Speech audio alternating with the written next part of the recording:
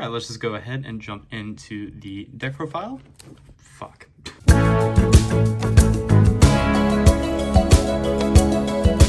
Oh, hey, what's up, you guys? How's it going? It's Papa, and I just wanted to go ahead and start off with a few quick announcements. The upcoming LA Regionals on October 22nd, I will be attending, as well as YCS Pasadena, I will be there as well. So yes, I will be at both events coming up in the near future, and if you guys want to say hi, or you want to chit-chat, or you want to just do whatever it is that you want to do, feel free to come up to me. I don't bite. But I will be at both events, and yeah. But yeah, with that out of the way, I just wanted to go ahead and say thank you again for 1,200 subscribers. Let's just go ahead and keep building up that mountain, and let's just see how far we can go, shall we? But yeah, guys, let's go ahead and jump into this deck profile. It is Burning Abyss. It is a deck that I have loved for a very long time, and it's something that you guys have loved as well on my channel, being one of my bigger, more popular uploads that I do whenever I do update the deck. There's a bunch of stuff that came out from the past couple sets. This is before Darkwing Blast, before we get that new trap card. So if you guys want to see an update after Darkwing Blast, go ahead and let me know in the comment section down below. But until further ado, let's go ahead and jump right into the deck profile, shall we? Okay, let's go ahead and jump into the deck profile. So starting off with the main deck, we are on 2 copies of Tour Guide from the Underworld. This is one of the starters of the deck. For those of you that know, if you've played Burning Abyss for a long time, you'll know exactly how good this card is. And plus, playing Burning Abyss gives me a reason to play my Secret First Tour Guide, so I can't really complain there. You only want to play 2 copies of it though, because playing 3 does seem to clog. You mainly want to be adding this off of your Scarm in the end phase anyway to set up for the next turn when you try to go for that game-winning shot. But I've never really found myself playing more than 3 Tour Guide, also because of the amount of hand traps that are in the format, with people playing Ash, people playing Valor, people playing Imperm, just all these cards that basically just say no to Tour Guide. I just found 2 to be fine. If you want to, you can play 1, but I just love Mommy too much, so we gotta play 2. Next, we play 2 copies of Rhino Warrior as well. I was playing 3 in the past, but with cards like Fiend Griefing, cards like Cherubini, you have ways of sending this to the graveyard, so it never really becomes the point where you need to have 3 of this, and it does seem to brick as well. So I've opted for only 2 copies of Rhino Warrior just because I feel like it is more versatile, and I just opted to play 2, so 2 of those. For the Burning Abyss names, we are playing 3 copies of Scarm, Malbranch of the Burning Abyss. I found 3 Scarms just to be more suitable because you are mainly sending this off at Dante, you're sending it off at Beatrice. You're basically trying to get this card into the graveyard so you can resolve that Tour Guide search in the end phase, so that way you can set up for the next game, or next play. But playing the 3 copies of Scarm just seems to be the more reasonable route because, again, it is the searcher and you need to play 3 of it. 3 copies of Graph, same reasoning, just not instead of like adding, but you're summoning instead. 3 Graph is just definitely the way to go when you play this deck. You have to play 3 Graph. It was at 1 for the longest time. Then it went to 2, and now it is at 3. I say now it's at 3 as if it's just like barely been unbanned, but no, we've had 3 Graph for a while, but the deck is still like kind of mid, but it's just more of like a fun like archetype that you could just play just to play at your locals, or if you just want to try something different. 2 copies of Seer. I don't feel like you need 3, mainly because I'm not playing Desires in this list. You could play Desires if you want to, but I've gone more trap heavy as I usually do because I just feel it is the correct way to play Burning Abyss. If you want to play hand traps and you want to play like droplets and all that stuff, you could play that. You could just take out like all the trap cards and play those cards instead. But I went for like a more slow tempo kind of play with this build, and I just felt like playing traps and triggering the Burning Abyss cards off of their effects is just a better route to play. Next, we play 2 copies of Farfa. Same reasoning as the 2 Seer. We're not playing Desires, so I felt I could get away with 2 copies of Farfa. Sometimes I've missed the 3rd. Sometimes I've debated on playing the 3rd, but I am playing 40 cards in the main deck, so if you want to play 41, you could play the 3rd Farfa if you feel like it, but again, it is all just preference. Then I play a bunch of 1-of names. We play 1 copy of Calcab just for like the back row matchups, 1 copy of Alich just for some extra effect negation, and then 1 Barbar because, you know, sometimes we do go into time, and I don't condone going into time. I never do. You hear me say this in all my deck profiles that I do list time coming into play, but I never suggest playing cards that help you win in time because it just doesn't make you a good duelist. It's also the strongest attack of all the Burning Abyss names, so why not just play the 1? That's it for the Burning Abyss names. We play I think like 10, I don't know, I could be wrong there. And then the MVP of this deck, we play 2 copies of Absolute King Backjack. You have to play 2. I feel like when I was playing 1 in the past, I was definitely missing out on this, and especially because I am playing more normal traps as opposed to like floodgates or counter traps. So I definitely felt like playing 2 of this was fine, and it's just a really good card in general. So we're going to go ahead and move on to the traps just because they are the most important cards in this deck. We do play 3 copies of Solemn Strike. I mean, I shouldn't really have to explain this card too much, which is just an ongoing thing that I say here. 3 copies of Solemn Strike is definitely probably the best trap card in all of Yu-Gi-Oh! When you can resolve it. I mean, Judgment's good too, but Strike is just another way of saying no. Strike just does a whole lot for this deck, and it definitely just makes it to where like your Tour Guide can resolve when it comes to your follow-up turn. When you set this going second against like big boards, like it's a good way of clearing boards as well. 3 Solemn Strike just seems ideal.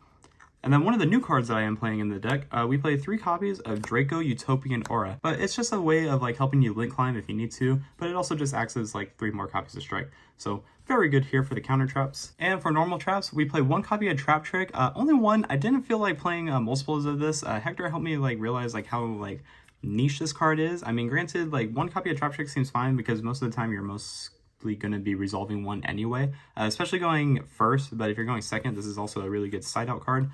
And Trap Trick just does a whole lot for you because it gets you any of these traps. Like, for example, we play 3 copies of Phoenix Wingwind Blast.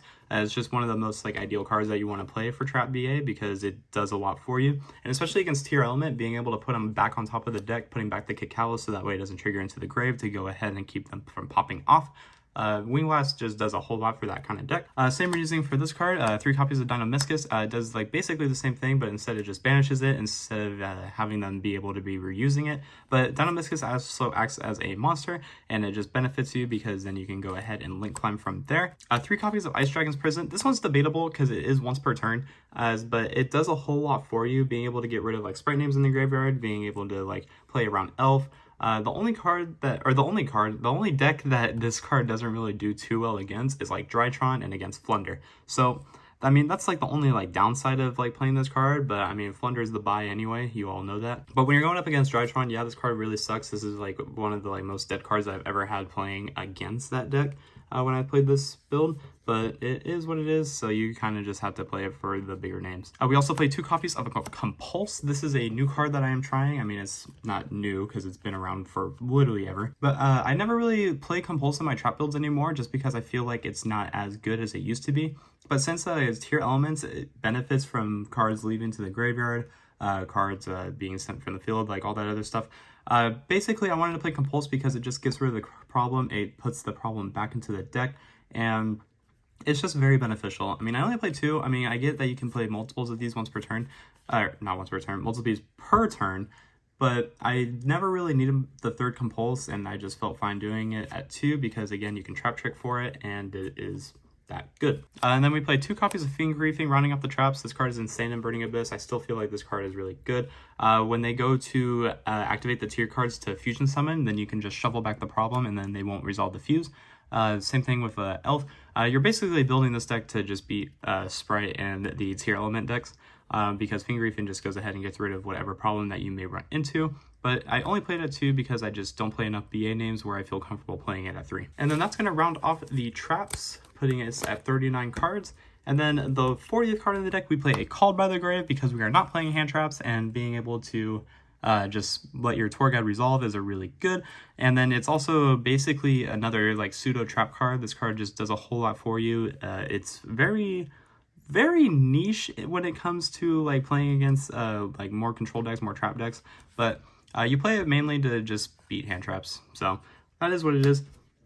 40 cards in the main deck. We don't really need any more, not really any less. 40, perfect, nice and clean. I do want to play like other cards, but I mean, post Darkwing Blast, maybe I'll have an update, we'll see. I don't know, I'm lazy. And then for the extra deck, we are playing, of course, the 2 copies of Secret First Duelist Alliance Dante. And I mean, you could play 3 if you want to, but I've never needed 3. Probably back in Duelist Alliance format, I needed 3, but going forward, ever since then, you've only really needed 2. You basically play the second one for like a grind game if you need to get into it, because you can always just keep recycling back your Dante anyway with Seer, and it's just there because it's literally one of the best cards in Yu-Gi-Oh! So 2 Dante. 1 Fortune Tomb, which is supposed to be an Ashura King. I don't have my Ashura King. I don't know where it is, but I've looked everywhere for it in my collection and I just can't find it. I don't know what I do with it, but this is supposed to be an Ashura King. So it's basically just going to be a placeholder. This is Ashura King. Sorry, not sorry. 1 Downer Magician, of course, because we are playing the Zeus, so having a double material Zeus with some trap cards backed up is really good. You just, of course, activate the trap cards first, and then you just resolve your Zeus.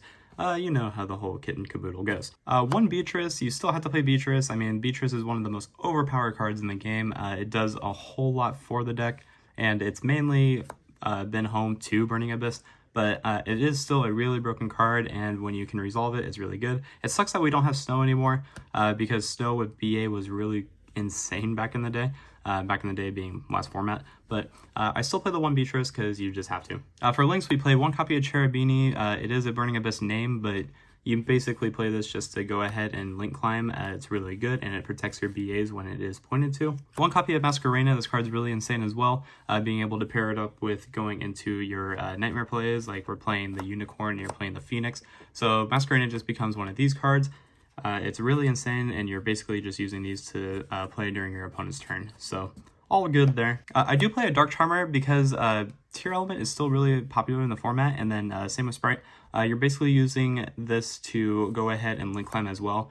You could use it just to search a name if it is destroyed as well, but it's basically here just to link climb, and it is still insane. This is just like a tech that I like playing on Burning Abyss, is the Topologic Trisbana. You could play something else if you want to, like you could play like the Fortune Tune if you have a Shuriken and Fortune Tune if you want.